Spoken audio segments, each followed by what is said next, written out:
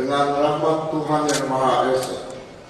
Presiden Republik Indonesia mengangkat Saudara Irjen Pol Martinus Sugeng S3 MSI sebagai Kepala Badan Narkotika Nasional.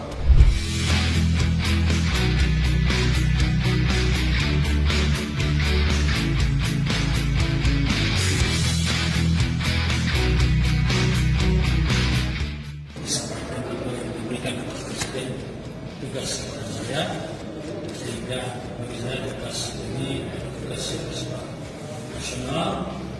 dan bukan tugas yang mudah, tapi tugas yang berat karena kita harus mengontrol bagaimana Indonesia yang begitu luas, terdiri dari pulau,